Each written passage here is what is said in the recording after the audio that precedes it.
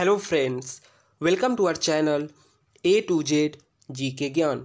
Friends, आज के इस वीडियो में हम लोग हिस्ट्री के इम्पॉर्टेंट एमसीक्यू क्वेश्चंस को डिस्कस करने जा रहे हैं। दोस्तों, सेट 1 से लेकर सेट 4 तक चैनल पे ऑलरेडी अपलोड हो चुका है और वहाँ पे मैंने एक प्लेलिस्ट भी बना दिया है, तो आप सारे वीडियो आपको एक ही जगह मिल जाएंगे। आप उन वीडियोज़ को ज़रूर देखिए। और आज का ये वीडियो है सेट 5 और आप वीडियो में लास्ट तक बने रहें। और अगर आपको ये वीडियो हेल्पफुल और यूजफुल लगे तो आप इस वीडियो को लाइक कर सकते हैं, कमेंट भी कर सकते हैं और अपने दोस्तों के साथ ज़्यादा से ज़्यादा शेयर भी कर सकते हैं। सो पहला क्वेश्चन है, who was the first governor of Bengal? Bengal के पहले गवर्नर कौन थे? और इसका राइट आंसर है option B, Robert Clive. Next question है, who was the first governor general of Bengal? Confuse नहीं होना है। पहला क्वेश्चन था फर्स्ट गवर्नर ऑफ बंगाल और ये है गवर्नर जनरल ऑफ बंगाल। तो first governor general of Bengal थे वैरेन हास्टिंग, तो यहाँ पे ऑप्शन ए सही है। नेक्स्ट क्वेश्चन है, first governor general of India. First governor general of India कौन थे? तो ये थे विलियम बेंटिक, तो यहाँ पे ऑप्शन ए सही है।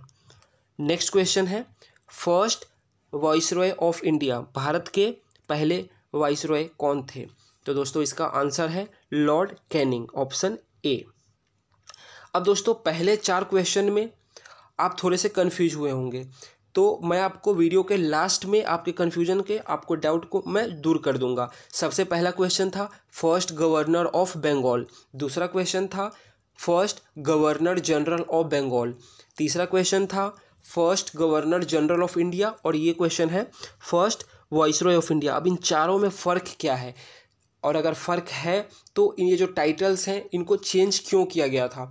तो आप वीडियो में लास्ट तक बने रहिए। मैं जब सारे क्वेश्चंस एक बार डिस्कस कर लेता हूँ उसके बाद मैं आपको इनके जो मतलब डिफरेंस है और क्यों चेंज किया गया वो भी बताऊँगा। नेक्स्ट क्वेश्चन है दोस्तों, the last viceroy of British India, यानी कि जब तक हम गुलाम थे, ठीक है, हमें आज़ादी मिलने से पहले, जस्ट पहले इंडिया का वाइसरॉय कौन था? तो लॉर्ड माउंटबेटन थे, तो यहाँ पे ऑप्शन ए सही है। नेक्स्ट है, first governor general of independent India, यानी कि जब भारत को आज़ादी मिल गई तो पहले गवर्नर जनरल कौन थे? दोस्तों कई बार बहुत सारे जो बच्चे हैं वो ये आंसर टिक करके आ जाते हैं, सी राजागोपालाचारी। वो ये सोचते हैं कि भारत आज़ाद हो गया था तो कोई इंडियन ही बना होगा, लेकिन ऐसा नहीं है। First governor general of independent India यानी कि आज़ाद भारत के पहले गवर्नर जनरल लॉर्ड माउंटबेटन ही थे और आखिरी वाइसरॉय ब्रिटिश इंडिया के वो भी लॉर्ड माउंटबेटन ही थे। देखिए, अब अगला क्वेश्चन है, last governor general of India before the office was permanently abolished in 1950। क्या मतलब इसका? कि देखिए 1950 के बाद से हमारे देश में गवर्नर जनरल या वाइसरॉय नहीं हुए। उसके बाद भारत में प्रेसिडेंट का मतलब भारत क्योंकि रिपब्लिक बन गया तो अब भारत में प्रेसिडेंट होने लगे और राजेंद्र प्रसाद हमारे देश के पहले प्रेसिडेंट बने। तो जब ये ऑफिस को एबॉलिश किया गया उसके जस्ट पहले, यानी कि जब राजेंद्र प्रसाद और प्रेसिडेंट बने थे उनसे पहले गवर्नर जनरल कौन थे इंडिया के? क्योंकि उनको लास्ट इसलिए कहा जा रहा है कि उनके बाद कोई गवर्नर जनरल नहीं बना। तो last governor general of India यानी कि आज़ाद भारत की ही बात कर रहे हैं, तो उसका आंसर है ऑप्शन बी, सी राजागोपालाचारी। और अगर पहले गवर्नर जनरल ऑफ इंडिया पूछा जाए मतलब आज़ाद भारत के ही, तो उसका आंसर होगा लॉर्ड माउंटबेटन। तो आपको थोड़ा सा ध्यान रखना है, छोटी छोटी जो मिस्टेक है उनसे बचना है आपको। अब अगला क्वेश्चन है कि जब 1857 का रिवॉल्ट हुआ था 1857 का, तो उस वक्त भारत के वाइसरॉय कौन थे? तो दोस्तों उस वक्त भारत के वाइसरॉय थे लॉर्ड कैनिंग, तो यहाँ पे ऑप्शन ए लॉर्ड कैनिंग सही है।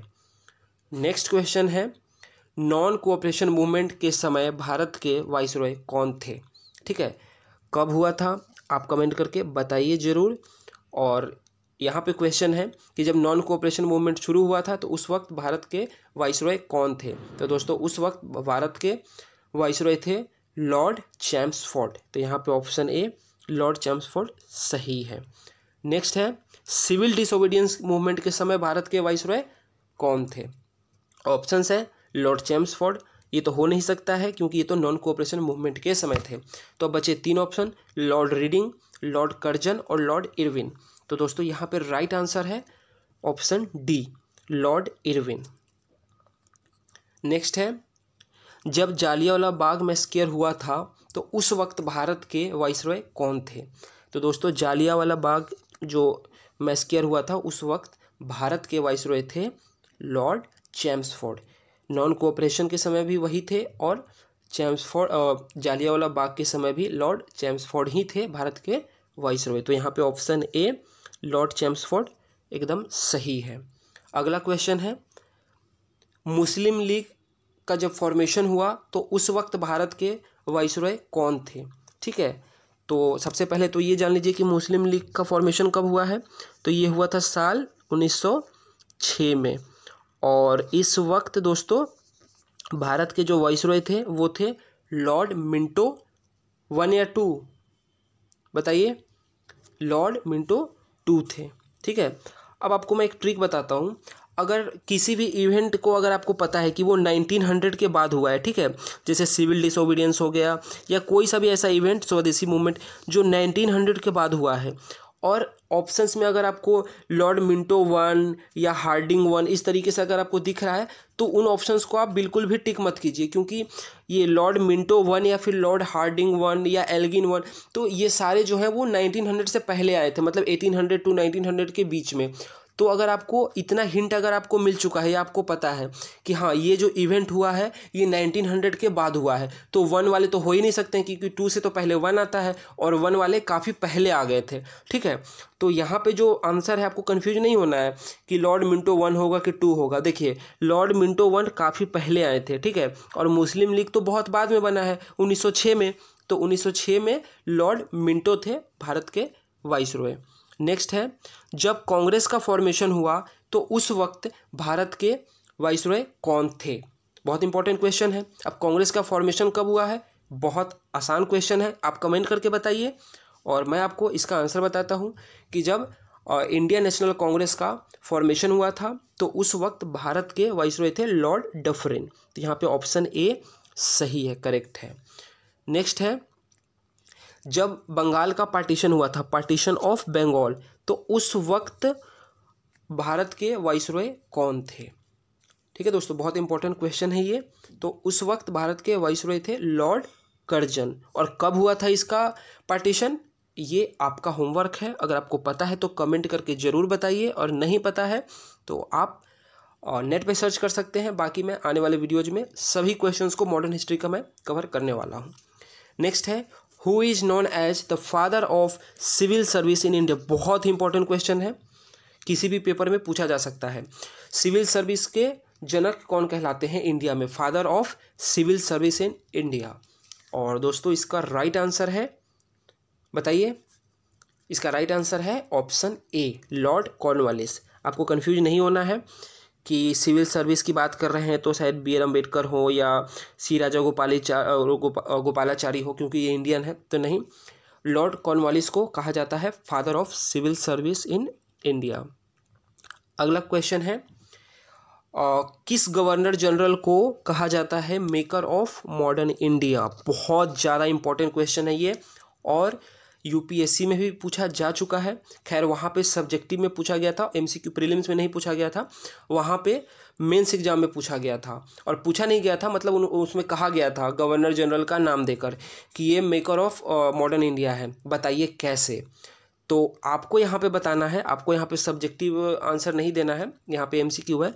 तो आपको बताना है कि मेकर ऑफ मॉडर्न इंडिया कौन है, कौन से गवर्नर जनरल, माउंटबेटन, डलहौजी या फिर लॉर्ड कैनिंग। और यहाँ पे दोस्तों राइट आंसर है ऑप्शन सी लॉर्ड डलहौजी। अब क्यों कहा जाता है मेकर ऑफ मॉडर्न इंडिया? क्योंकि जब ये वाइसरॉय थे तो बहुत से इन्होंने काम किया। जैसे कि अगर आपको याद हो, जो रेलवे का हम लोग जीके के लिए प्रिपेयर करते हैं क्वेश्चन कि पहला रेलवे लाइन कहाँ से कहाँ तक शुरू हुआ है ना, तो इनके टाइम में हुआ था। टेलीग्राफ लाइन इन्होंने बिछवाया, उसके बाद जो कैनाल है, बहुत सारे कैनाल इन्होंने बनवाए, रोड्स बनवाए, तो इनके वक्त काफ़ी ज़्यादा डेवलपमेंट का काम हुआ था। और दूसरी बात कि इनके वक्त ही डॉक्ट्रिन ऑफ लैप्स ये लेकर आए थे, ठीक है। तो उस वजह से अगर हम उस डॉक्ट्रिन का अगर हम पॉजिटिव और नेगेटिव, अगर हम पॉजिटिव साइड देखें कि क्या था, तो दोस्तों कई सारे जो एरिया थे वो डायरेक्ट ब्रिटेन के कंट्रोल में आ गए थे। और जब हमारा कंट्री आज़ाद हुआ तो हमको उनसे as a princely state deal नहीं करना पड़ा। मान लीजिए कि उस वक्त अगर वो अलग अलग होते तो जिस तरीके से आज़ादी के बाद जूनागढ़ या कश्मीर या फिर हैदराबाद में हमको दिक्कत हुआ था, तो और भी ऐसे कई सारे छोटे या बड़े प्रिंसली स्टेट होते जिनसे हमको अलग से डील करना पड़ता। बट क्योंकि डॉक्ट्राइन ऑफ लैप्स की वजह से वो डायरेक्ट कंट्रोल में आ गए थे, तो हमारे लिए थोड़ा सा ये काम आसान हो गया था। तो आज जो रूपरेखा है कि इंडिया क्या है, कैसा उसका मैप है, थोड़ा बहुत उस वक्त भी क्योंकि ज़्यादा एरिया कंट्रोल में आ गया था ब्रिटेन के, तो कुछ वैसा ही बन रहा था। तो इनके डेवलपमेंट वर्क के वजह से इनको मेकर ऑफ मॉडर्न इंडिया कहा जाता है। नेक्स्ट है, जब दिल्ली दरबार हुआ था और जब इंग्लैंड से किंग जॉर्ज 5 आए थे, जॉर्ज पंचम आए थे 1911 में, तो उस वक्त इंडिया में वाइसरॉय कौन थे? अब देखिए दोस्तों, यहाँ पे ऑप्शन है लॉर्ड हार्डिंग 2, 1, मिंटो 2 और लॉर्ड कर्जन। तो अभी मैंने आपको कुछ देर पहले बताया था कि अगर 1 लिखा हो तो उसको तो आप वैसे ही आप क्रॉस कर दीजिए। तो आप मान लीजिए कि ये आंसर तो बिल्कुल नहीं होगा, ठीक है। अब बचे 3 ऑप्शन, तो आपको याद रखना है कि जब जॉर्ज पंचम आए थे यहाँ पे और दिल्ली दरबार लगा था 1911 में, तो उस वक्त लॉर्ड हार्डिंग 2 थे भारत के वाइसरॉय, ठीक है। आपको ये बहुत इंपॉर्टेंट क्वेश्चन है, याद रखना है। अगला है कि जब ब्रिटेन ने ट्रांसफ़र किया था कैपिटल को कलकत्ता से दिल्ली, ठीक है, तो उस वक्त वाइसरॉय कौन थे? आंसर सेम है, लॉर्ड हार्डिंग 2, ठीक है, कंफ्यूज नहीं होना है। हार्डिंग 1 बिल्कुल नहीं होगा क्योंकि बहुत पहले आ गया था। और जो ट्रांसफ़र किया गया था कैपिटल को फ्रॉम कलकत्ता टू दिल्ली, ये तो 1900 के बाद किया गया था। कब किया गया था कमेंट करके आप बताइए। मैंने आपको हिंट दे दिया कि 1900 के बाद किया गया था। और हार्डिंग 1, मिंटो 1 ये सब तो 1900 से पहले आए थे। अगला है, इकलौता वाइसरॉय जो कि इस पद पे रहते जिसकी हत्या हो गई थी, ठीक है। सिर्फ एक ही ऐसे वाइसरॉय हुए और उनका नाम है लॉर्ड मायो। तो ये इकलौते ऐसे वाइसरॉय थे जो इस पद पे रहते हुए जिनका हत्या हो गया था। इस क्वेश्चन को भी आप याद रखिएगा। और आखिरी क्वेश्चन है कि सती को एबॉलिश किया गया और भी कई सारे जो कुरीति थे हमारे समाज में उसको भी एबॉलिश किया गया। किनके समय, यानी कि कौन से वो गवर्नर जनरल थे या वाइसरॉय थे जिनके समय ये सब हुआ? तो दोस्तों ये सब हुआ लॉर्ड विलियम बेंटिक के समय। तो यहाँ पे ऑप्शन ए विलियम बेंटिक सही है। अब दोस्तों वीडियो के शुरू में मैंने कहा था स्टार्टिंग में कि मैं आपको डिफरेंस बताऊंगा governor of Bengal, governor general of Bengal. तो दोस्तों देखिए, गवर्नर ऑफ बंगाल का मतलब आपको साफ साफ समझ में आ रहा है कि वो बंगाल का गवर्नर है। अब उसको गवर्नर जनरल ऑफ बंगाल क्यों बनाया हमने? तो हमने नहीं, मतलब जो ब्रिटिशर्स थे उन्होंने क्यों बनाया? तो मतलब वहाँ पे जैसे कि ब्रिटेन में एक कानून पास हुआ और जो बंगाल का गवर्नर था उसको ज़्यादा पावरफुल बना दिया गया एज कम्पेयर टू मद्रास और बॉम्बे के गवर्नर के। अब क्योंकि वो ज़्यादा पावरफुल हो गया तो उसके नाम को थोड़ा चेंज तो करना ही था ना, ताकि वो अलग मतलब सुनने में अलग लगे बॉम्बे और मद्रास से। तो उसको गवर्नर जनरल ऑफ बंगाल कहा जाने लगा और जो मद्रास और बॉम्बे के थे उनको सिंपली गवर्नर ऑफ मद्रास और गवर्नर ऑफ बॉम्बे। तो अब नाम से लग रहा है कि गवर्नर जनरल यानी कि वो थोड़ा ज़्यादा पावरफुल होगा। अब गवर्नर जनरल ऑफ बंगाल से गवर्नर जनरल ऑफ इंडिया क्यों किया गया? तो दोस्तों ये टाइटल जो है 1833 में चेंज किया गया, गवर्नर जनरल ऑफ बंगाल से गवर्नर जनरल ऑफ इंडिया। अब ये इसलिए किया गया क्योंकि 1833 तक भारत का एक बहुत बड़ा एरिया अंग्रेज के कंट्रोल में आ चुका था। तो उन्होंने कहा कि अब बंगाल कहना सही नहीं है, अब तो हम भारत के बहुत बड़े एरिया पर राज कर रहे हैं, तो अब नाम को बदल देना चाहिए और इसको गवर्नर जनरल ऑफ इंडिया कर दिया गया। और लास्ट में था कि गवर्नर जनरल ऑफ इंडिया से वाइसरॉय ऑफ इंडिया क्यों किया गया, है ना। अब वो तो सही था, गवर्नर जनरल ऑफ इंडिया नाम से भी लग रहा है कि भारत का गवर्नर जनरल। तो दोस्तों ये इसलिए किया गया क्योंकि जब सन 1857 में 1857 में जब रिवॉल्ट हुआ था तो उसके बाद एक फिर से कानून आता है, कानून बनता है 1858 में, और उसमें कहा जाता है कि अब भारत जो है वो डायरेक्टली क्राउन द्वारा रूल किया जाएगा, यानी कि जो वहाँ उस वक्त महारानी थी उनके द्वारा रूल किया जाएगा।